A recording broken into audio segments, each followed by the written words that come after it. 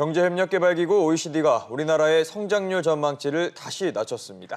국내외 기관들이 성장률 전망을 잇따라 하향 조정하면서 경기 침체 우려감이 더 커지고 있습니다. 김현우 기자와 함께 짚어보겠습니다.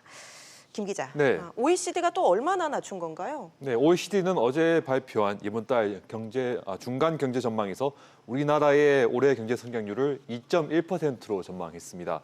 지난 5월 2.4%에서 넉 달 만에 0.3%포인트 낮춘 것인데요. OECD는 지난해 11월 우리나라의 올해 경제 성장률을 2.8%로 전망한 후 계속 낮추고 있습니다.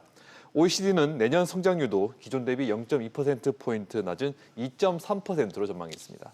네, 최근 국내외 기관들이 잇따라서 암울한 성장률 전망을 내놓고 있죠. 네, 국제금융센터는 대다수 해외 투자은행, IB들이 올해 우리나라 경제 성장률을 1%대가 될 것으로 전망한다고 발표했습니다. 예. 전망치는 CT와 노무라가 1.8%, 골드만삭스와 JP모건 등은 1.9%였습니다. 그나마 HSBC 등이 2%대 초반 전망치를 내나 평균은 간신히 2%대에 머물렀습니다.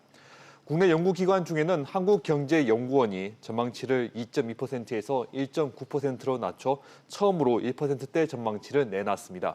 현대경제연구소, LG경제연구소 등도 2%대 초반으로 전망하고 있습니다. 한국은행도 올해 성장률이 2.2%에 그칠 것으로 보고 있는데 2% 달성이 버거운 분위기입니다.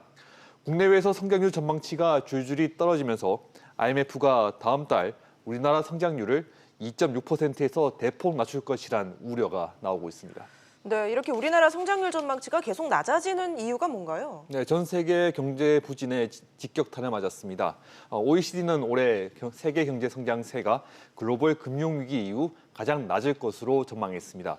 미국과 중국의 무역 갈등, 브렉시트 등으로 불확실성이 커지면서 전 세계적으로 투자와 소비가 부진하다고 분석했습니다. 또 우리나라는 최근에 수출과 투자뿐만 아니라 소비까지 위축되고 있습니다. KDI는 이번 달 경제 동향에서 경기 부진의 주요 원인으로 수요 위축을 꼽았습니다. 올 들어 0%대를 기록했던 소비자 물가 상승률도 지난달에는 마이너스를 찍으면서 경기 침체인 디플레이션 우려까지 나오고 있습니다. 네, 이렇게 경기 침체에 대한 우려가 커지면서 우리 기업에 대한 우려도 한층 더 커지고 있죠. 네, 우리 기업에 대한 신뢰도가 떨어지고 있습니다. 국제신용평가사 무디스는 어제 삼성증권의 신용등급을 BAA1에서 BAA2로 낮췄습니다. 반도체와 정유, 석유화학 산업마저도 부진하면서 다른 기업들의 신용등급도 강등될 위기입니다. 무디스는 상반기에 전반적으로 업황이 악화됐다며 27개 주요 기업 중 19개 기업의 상반기 영업이익이 신용도에 부정적이라고 평가했습니다. 앞으로 1년 동안 우리 기업의 신뢰도는 더 낮아질 것이라고 덧붙였습니다. 네, 이렇게 기업들도 상황이 어려워지면서 감원 칼바람이 불고 있다고요? 네, LG디스플레이는 다음 주부터 희망퇴직 접수를 받습니다.